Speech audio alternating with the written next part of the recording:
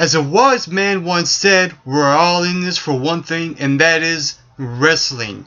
And after watching TNA Impact's Destination X last night, all I have to say is, that's what I'm talking about.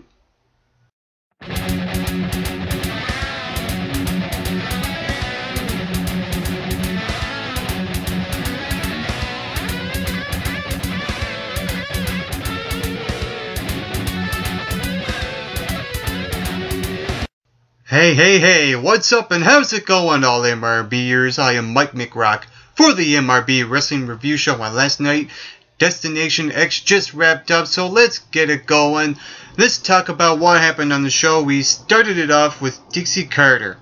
Of course, the show has to start with Dixie Carter, but at least with Destination X, it didn't end with Dixie Carter. It wasn't all about Dixie Carter.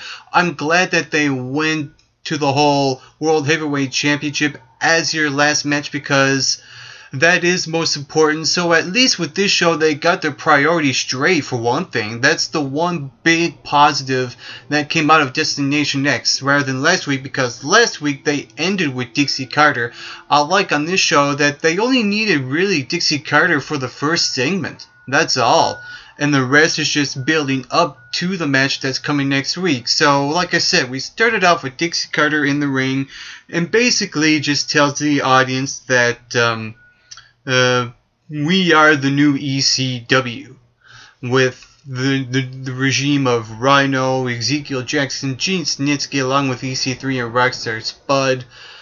And then Ethan Carter gets on the mic and he makes the challenge to Bully Ray, Devon, and Tommy Dreamer to an all-out war to end all wars, basically. And I thought this opening segment done its job.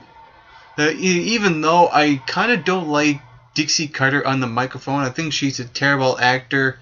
Ethan Carter kind of saved this segment for me, in my opinion. And then I guess I'll talk about this right now, because later on, what kicked off the second hour of the show was the rebuttal from Bully Ray, Devon, and Tommy Dreamer, their reaction time, if you will. And basically what happened here is that they said that they accept.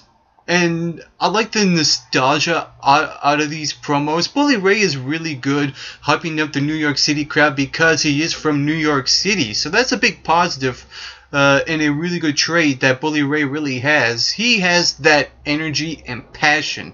Especially with Tommy Dreamer with his promo as well. He came across as very passionate as well. So if you like the nostalgia factor, I guess, this is the promo segment for you.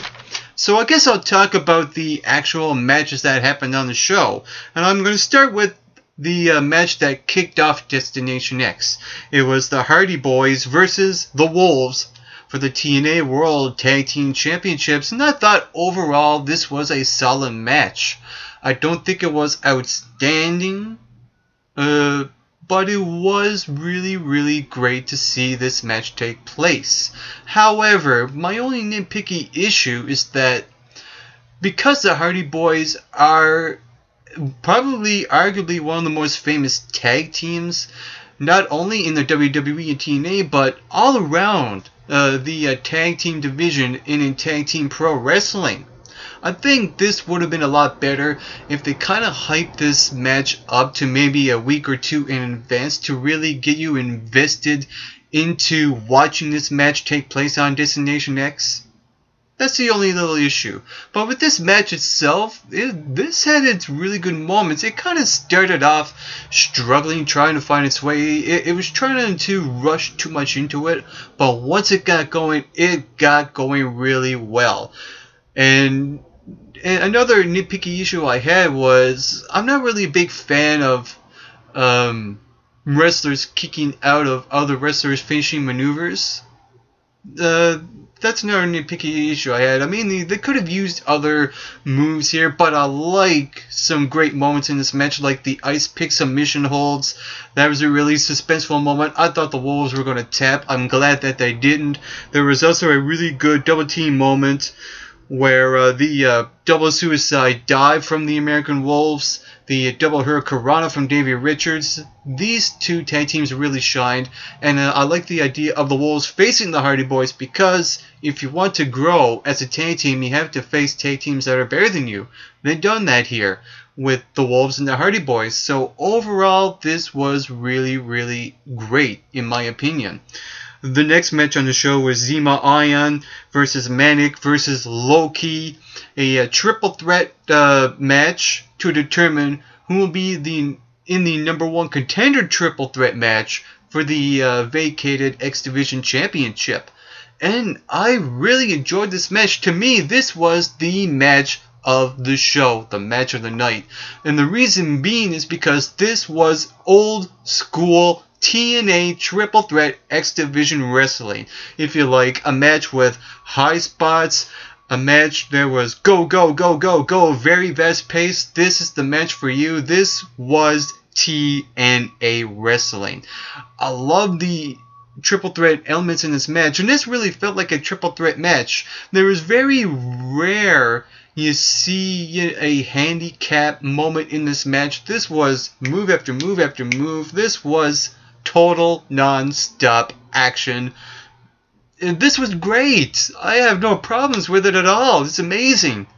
And then we get to James Storm coming out. He cuts a promo. He talks about how Sanada has finally awakened and that this student woke himself up. And now he's the new leader of this new revolution in TNA. And now he's going to be Sanada's mentor. I'm interested to see where this is going to go with Sanada and James Storm. It almost kind of reminds me of a Luke Skywalker and a Darth Vader kind of moment here, I guess. It's a comparison, but nonetheless, I digress. And then we get to the match between Sanada, Brian Cage, and Crazy Steve. And this was an okay match. I like that they showcased Brian Cage here in this X Division match, using his strength to double follow-away slam to Sanada and Crazy Steve. And there was a funny moment with a pose moment with Crazy Steve and Brian Cage. To me, when I look at Brian Cage, to me, he doesn't really come across as an X Division type of wrestler. He's kind of like a watered down...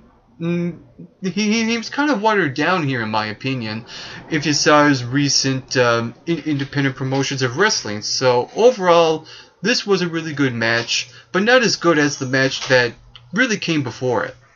Even how the show was booked as well, I thought it was really great. I like that the right people actually went over in their respective matches. You had Low-Ki win the first match, and you also had Sanada win the second. And I like that he pinned Crazy Steve instead of Brian Cage, because Brian Cage and this is like his new debut in TNA. So this was a very smart booking in my opinion. And he also had Low-Ki. I think he pinned Zema Ion in this match. I don't know, I could be wrong, but I think that's basically what happened. And then we get to the final triple threat match. And now we all know who's going to be in this number one contenders match next week. It was Samoa Joe versus Tigre Uno and Homicide. And like I said, I like how they booked not only this match but the entire show. I like that Samoa Joe went over here because he talked about how he is TNA and this is professional wrestling and we are passionate wrestlers and we have passionate wrestling fans. This was a really different side of Samoa Joe instead of the old aggressive side that we're used to seeing. So based on that promo, I was expecting Joe to win, and that he did. The only issue that I had with this match is, I just wanted to see Homicide's Gringo Killer Fishing Maneuver. I never got to see it, but you know what? That's all you can do. So I really enjoyed this match as well. And like I said, the match of the night was the first triple threat. This kind of didn't live up to the first triple threat in my opinion. And to me, the stuff that came before and after the first triple threat match on Destination X kind of didn't live up. But I was okay because not every match will be as good as the first or the last. It's just the way it is. And then we get to the main event of the show, and that was Bobby Lashley versus Austin Aries for the TNA World Heavyweight Championship. And I like that TNA got their priorities straight here with this show. Instead of ending this with Dixie Carter and everyone else be damned, we ended with the traditional TNA World Heavyweight Championship. Thank you, TNA, for doing this. To me, this felt a lot different, and, well, not necessarily different, but a lot better to produce a show and to structure a show. They've done an excellent job. You have Bobby Lashley win this match in dominant fashion. I like how they made Bobby Lashley a beast in this match, just dominating Austin Aries, and Austin Aries using his high-flying tactics as well. The dynamics of this match worked so well. This was very great. And I will say this. The only nitpicky issue I had was this is a match that they could have built for at least a couple of weeks. That is all. But like I said, I really like what they've done here with this match. I like that Bobby Lashley kicked out of Austin Aries' brainbusters that made him look strong. And usually I'm not a fan of people kicking out of people's finishers, but I can take an exception here because TNA has been portraying Bobby Lashley as a dominant world champion who doesn't shuck and jive like any WWE black guy in their company. And that's a plus. So I really enjoy what they're doing with Bobby Lashley here, and they have him win clean over Austin Aries. That's outstanding. So overall, this show was definitely a solid 8 out of 10. They structured the show very well. They booked this match and in the show very well as well. So I was really enjoyed and entertained by what TNA delivered. And if you saw Destination X, what did you think about it? Comment below, let me know. While you're at it, you can hit that subscribe button down below this video. You can follow MRB Wrestling on Twitter, and you can like us on Facebook at the Make Rock and Bolt Wrestling Review Show. And on a final note, to all your viewers watching and to all your TNA fans out there, including you, Andre Corbeil, if you're watching this video, get plenty of rest and always do your best.